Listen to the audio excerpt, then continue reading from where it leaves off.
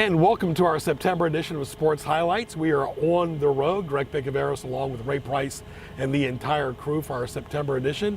Our program airs on TV and YouTube Mondays at 7 a.m., 2 p.m., 7 p.m., weekends at 9 a.m. on Cox Cable 47, 517, NNPS-TV.com, and all over social media. We've done a lot of CNU interviews over the years, and now we're with the head football coach at CNU in his fourth year, Paul Crowley. Good to see you, Paul. Excited to be here, Greg. Talk about this backdrop. This has been home for you for a long time. Yeah, came here, 20 years ago or so, all the way back in 2005 as a player.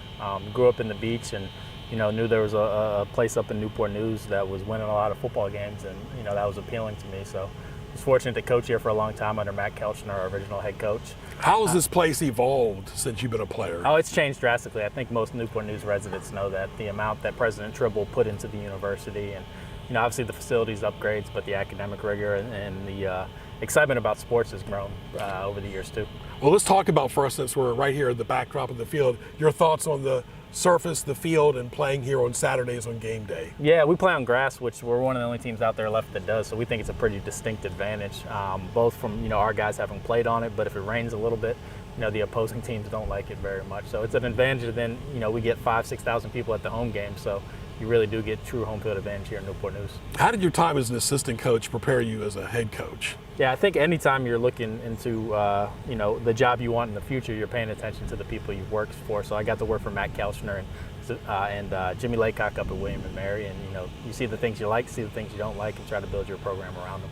Talking to Paul Crowley, he is in his fourth year as the head football coach at CNU. He played here, has been an assistant here. He's definitely paid his dues. And talk about your staff. Yeah, I got, one of the most important things I could do was hire guys I felt were the right fit for CNU, and that's guys that wanted to stay in one place and build something. So I know you guys will be talking to Craig Smith, our offensive coordinator.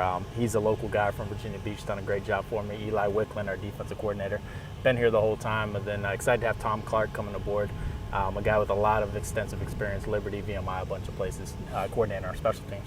Yeah, and you went to Lansdowne in Virginia Beach, so you know the 757 very well. How important is it to recruit both the South Side and the Peninsula, and right here in Newport News especially? Yeah, it's incredibly important. I think various times throughout the program, guys have tried to leave out of state, and we've made a pretty concerted effort to stay only in the state of Virginia. I think 99% of our roster is, and obviously that starts locally with Newport News, Hampton, Williamsburg, and then the South Side plays really, really good football too. So I'd say roughly 40% of our roster is made up of those guys. A lot of good players play right at Phoebus.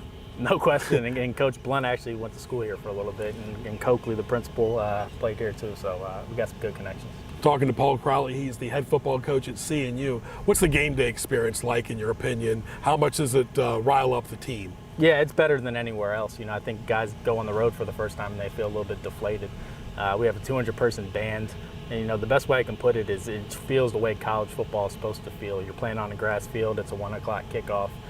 The band's playing, the cheerleaders are there. It's just a pretty special environment. And I'm glad you mentioned that. I think a lot of the people like the daytime games. They can have dinner afterwards, they can enjoy the game, and go about their weekend as well without disrupting anything. Yeah, and we selfishly like it as coaches too, so you're not kind of anxiously waiting around all day.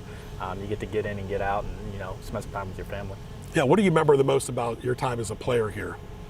Probably a big win here. It was Pomoka at the time, now Town Bank Stadium. We played number 2 or 3 Mary Hardin Baylor. Early in the season, really, really hot September, humid day, and beat them on a last-second forced fumble, 14-13. And that was one of the bigger wins in program history my sophomore year. I remember when this was just a vision for the former president, Paul Tribble. Now it's a reality, and it's a great way to start the school year with brand new students, not just on the football team, but for the entire campus as well. Yeah, I know in President Tribble starting the program back in 2001, he felt it was instrumental to really feel like a college campus to have a football program, something guys could rally around, and girls could rally around in the fall, especially early on as freshmen, kind of first getting initiated into CNU. Well, let's talk about the schedule, and then let's talk about your conference. Your thoughts about the 25 schedule? Yeah, it's a daunting one. So we have a couple big home games early. Trine comes from Indiana, a good program from out in the Midwest, so we're excited for that one in our home opener. And then our second home game is going to be Susquehanna University, which is number 3 or number 4 in the country, depending on which poll you look at. And then from there, we have our normal NJAC schedule. We play in the New Jersey Athletic Conference, which is a lot of New Jersey Northern-based teams that are big physical opponents. So we definitely got our work cut out for us. Talking to Paul Crowley right here at CNU. And Paul, do you have like a rigid schedule for the players before game day at home and then schedule for the game day on the road as far as meals, discipline, being in the dorm or the hotel room? Yeah, absolutely. I think that's imperative. Home game's a little different than away game, but basically, we're using up every minute we have with the guys to make sure they're focused on the right things. Discipline is really one of the most important factors in winning and losing football games. Yeah. Now, one thing for a fact that CNU's been in a lot of different conferences going back to the time before you were here and while you were here and now. Talk about some of the different conferences and what are the pros and cons as far as travel. Yeah, initially we're in the USA South, which was more Virginia-based. Some schools in North Carolina, then eventually we added teams down in Alabama and Tennessee. So a little different brand of football. I'd say the skill guys were maybe a little bit better. Down there, good opponents that way. As we've joined the New Jersey Athletic Conference, kind of what you'd picture with New Jersey, Pennsylvania type kids, being bigger, faster, stronger. Talk about as far as players this year, returning players, who are some of the key players? Yeah, offensively, we got some good players coming back. Our quarterback, Connor Berry, had a good all-conference year last year. We're excited to have him.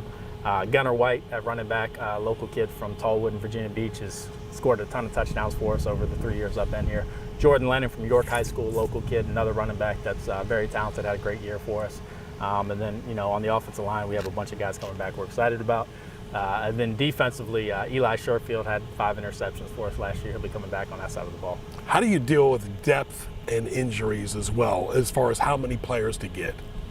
Yeah, I think the more depth you have, the better you'll always be, and that's something we've been pushing for. And we're excited because this is year 4 of us together as the coaching staff. So the kids we brought in as freshmen have matriculated all the way through the program. So we feel like we have better depth than we typically have. And the best teams have to have depth because you can't prevent injuries. They're going to happen. You got to have guys ready to step up. Now, talk about, for the people that don't know about Division III.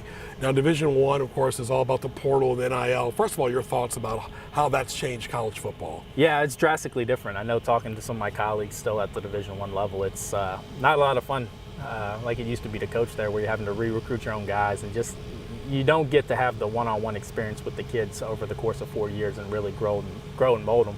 And I think that's the advantage we still have in D3. We don't have a lot of attrition one way or the other, so you're able to build relationships that become long-lasting.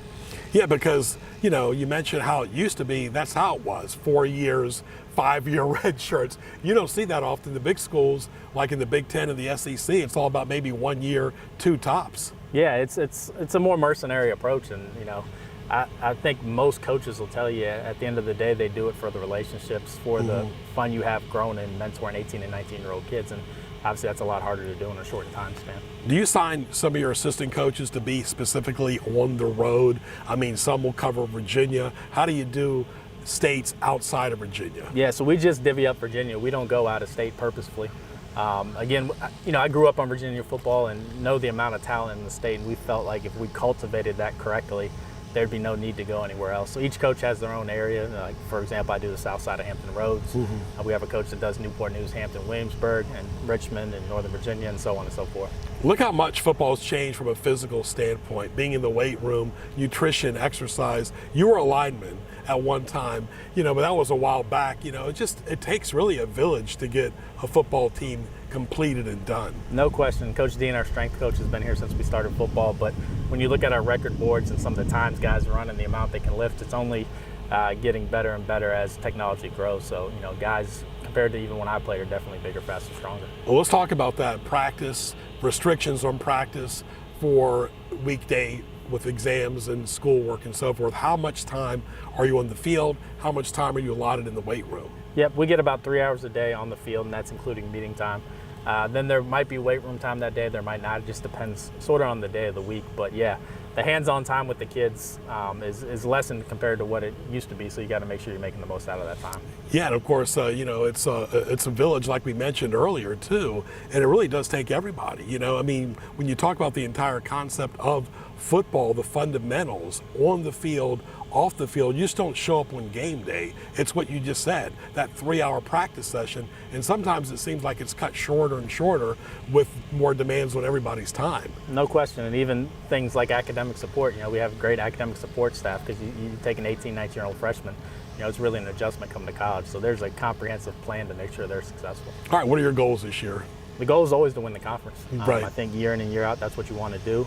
Get better as the season progresses, and then see what happens from there. You have people that look at your offense, defense, and special teams, but you can't just say you're doing the line anymore. You got to look at the whole team, as you've done the last 4 years. Does that put more added responsibility to you as well? But you just can't focus on one or two things. Yeah, and I still coach the quarterbacks, but it has changed perspective.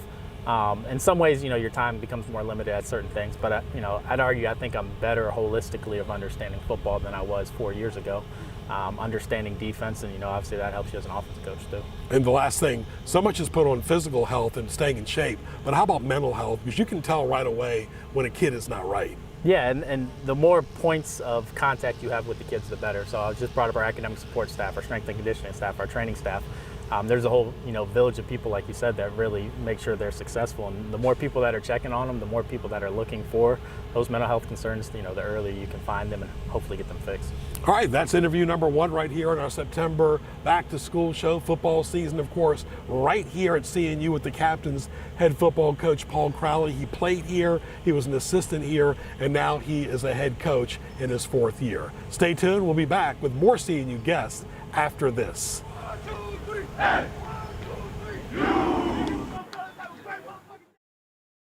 And welcome back to the Virginia High School 1600 meter state championship. As we get back to the action, we see Miles Monpoint is gaining on Antonio Boyd for the first place finish. Oh! Miles Monpoint just tripped Antonio Boyd. But Trayvon is helping him up right now. Trayvon is helping him up as Trayvon just sacrificed his 3rd place finish to help out Antonio Boyd. Yeah, that right there is kindness and excellent sportsmanship right there by Trayvon.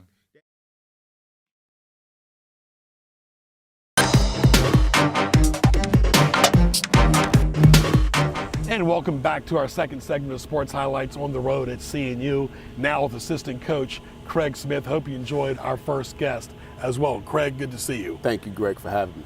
This is your home, 757. You grew up on the south side, now you're an assistant at CNU. Yep.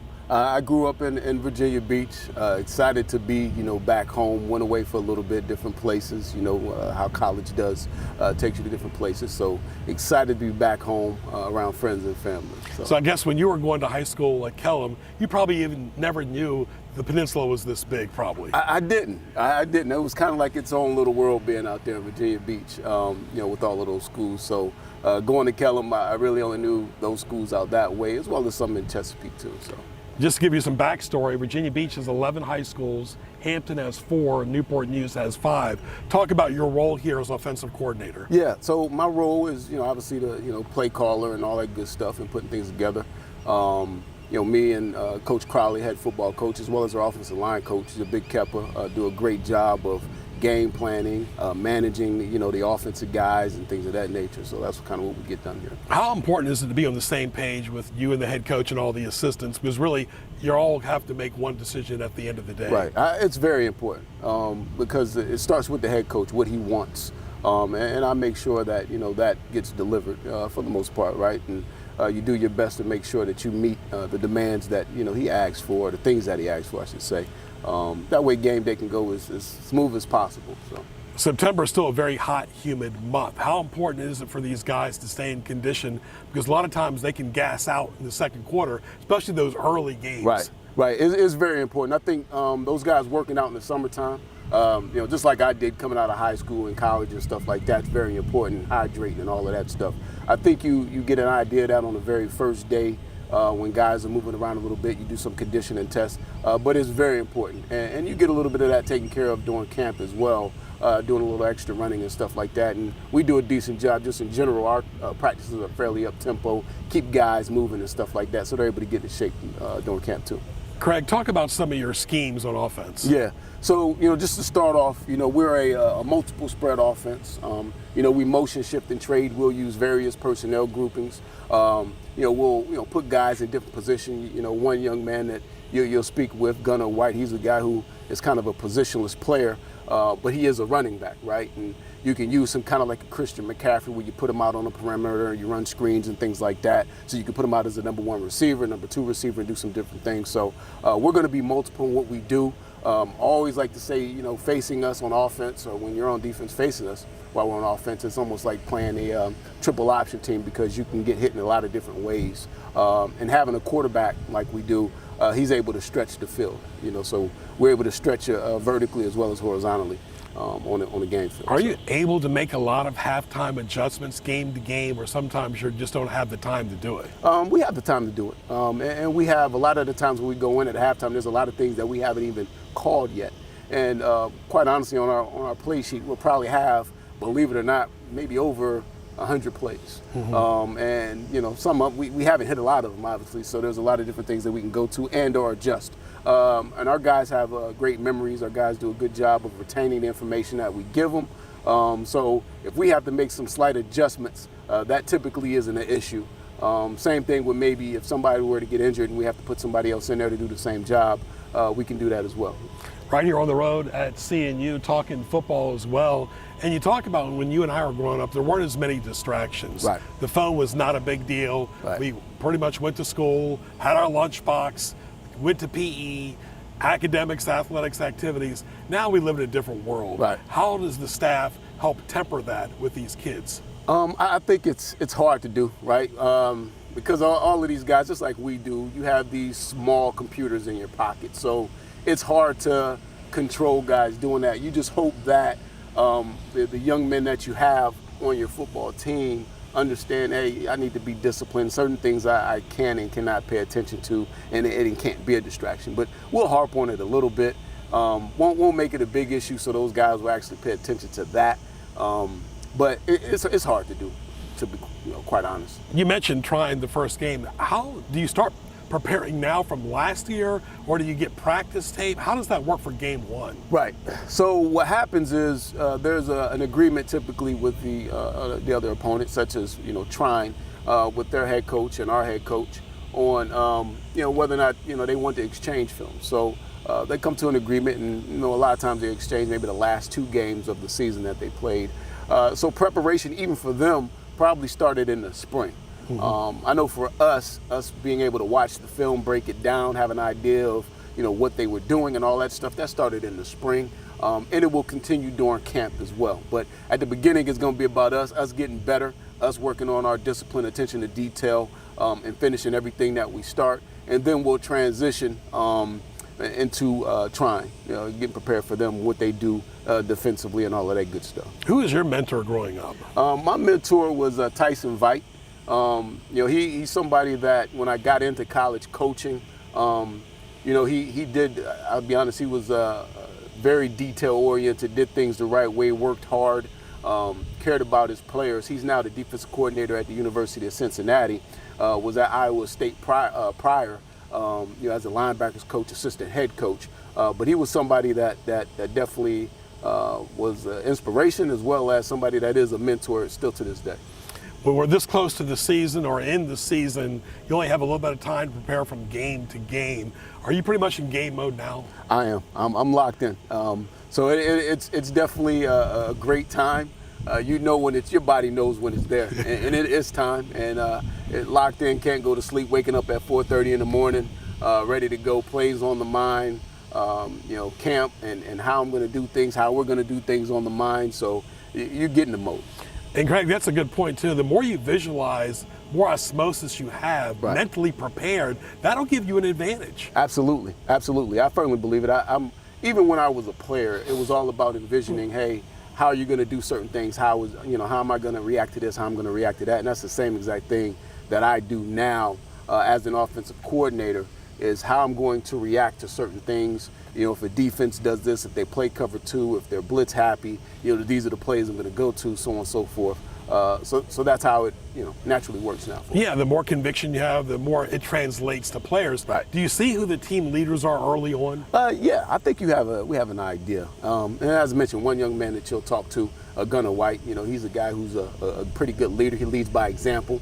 So you'll see his work and notice. Our quarterback, Connor Berry's a guy, I'm just talking about offensive, a guy who's a leader as well, leads by example, as well as, a few other guys, some offensive linemen, Kellen Roberts and, Andrew Belfort, and as well as Colin Hart, who's one of our receivers. They do a great job of leading.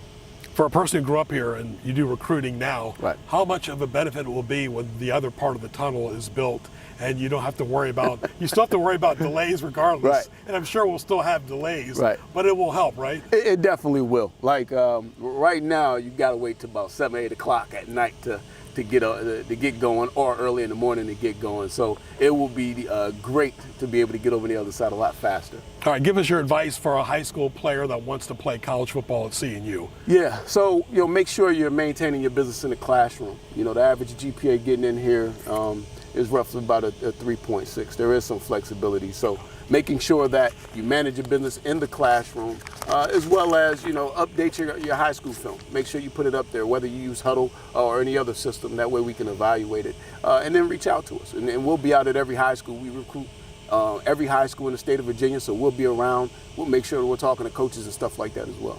Several decades of football excellence right here at CNU, and Craig Smith is a big part of that as the offensive coordinator. Grew up in Virginia Beach, so we got all 757 people, even the people working on the show from Hampton Roads. Stay tuned for our third guest, and Craig Smith, thank you so much. Thank you, Greg. Appreciate it. My pleasure.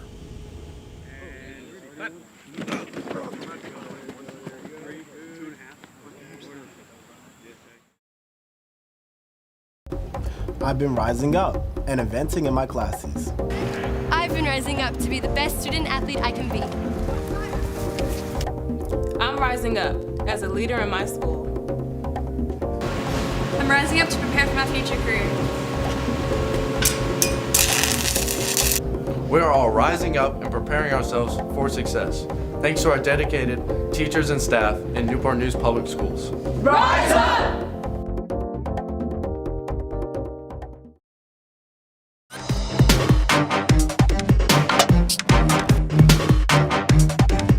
And welcome back to our third segment right here at CNU on the road, our September edition, going behind the scenes of CNU football like we never have before right here on campus. Talking now to Gunnar White. He went to Tallwood High School. He's a running back. Good to see you. Yes, sir. Good to see you, too. Talk about your experience at CNU. It's been everything I could have hoped for. When I came here, Coach Crowley was a big part of that because I think he's a great leader, a great football mind, and he's just put me in positions all 4 years I've been here to have fun. We got a great group of guys, and there's nothing more I could ask for being part of this team. You've had winning records, too. Yes, sir. We've done a lot of winning. Hopefully this year we can do a little more, but you can't complain too much. How many times do you like to get the ball a game, or you just don't worry about it just whenever they give it to you? Just whenever they give it to me, whenever my number's called, I'm going to try to deliver. Every game's different, the game plan, what we need to do to win, and that's what I really care about the most. You haven't played much defense, and you said something off there that you don't like necessarily tackling, but you don't mind getting tackled. Yeah. I've never liked defense. I don't really like tackling, but I'll bring a little thump when I'm running the ball, but I don't like to do the tackling part. All right, well, take us from a student's perspective. What do you expect for the team this year? I have really high expectations. I think we have truly a special group of guys from a talent standpoint, but then culturally, I think we really got to figure it out. And then it's just a big family. I think we all really get along. We all really like being around each other. And Coach Crowley always says the closest team, that's who's going to win the most at the end of the season. And you have a great staff, and of course, camaraderie is so important. You build camaraderie during the off season and also before the games. Yes, for sure.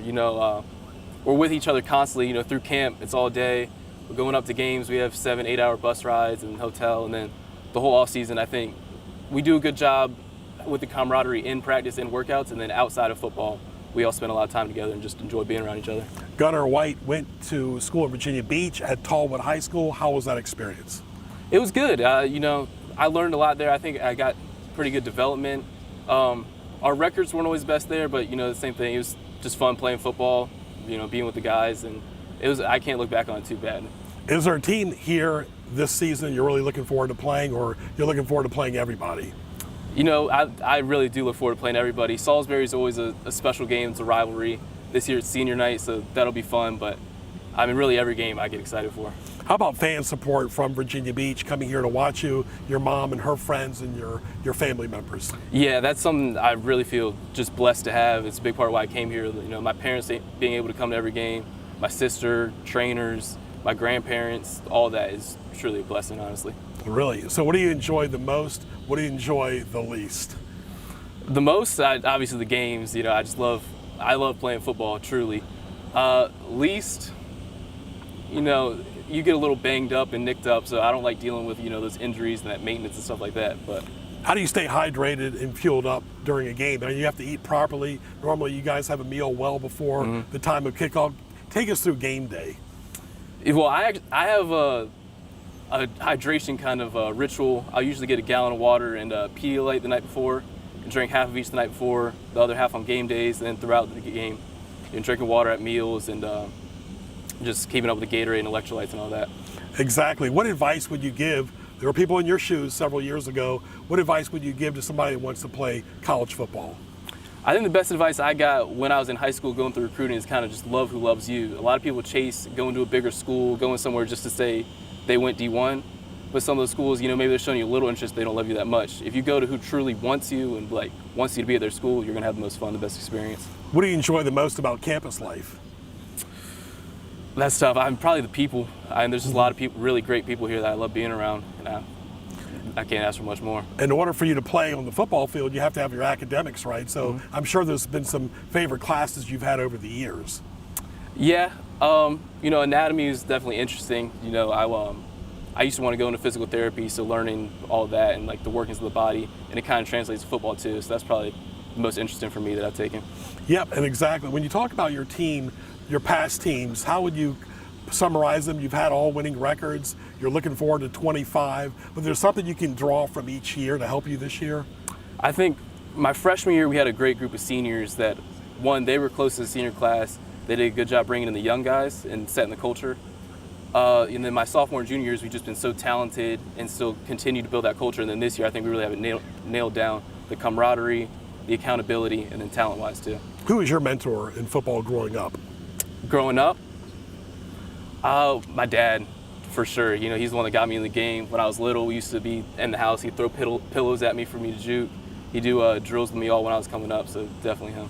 All the best to you, my friend. Yes, sir. Good Thank luck you. in fall of 25. Thank you. All right, that is our CNU show. It's in the wraps, in the books right here from the Captain's Field. They've been playing since the early part of the 21st century and still rolling on. I want to thank the head coach, the assistant coach, and right here, Gunnar White. So for Ray Price, I'm Greg Bicoveris. Thanks for watching Sports Highlights, our September edition, getting closer to 400, and we'll talk to you soon.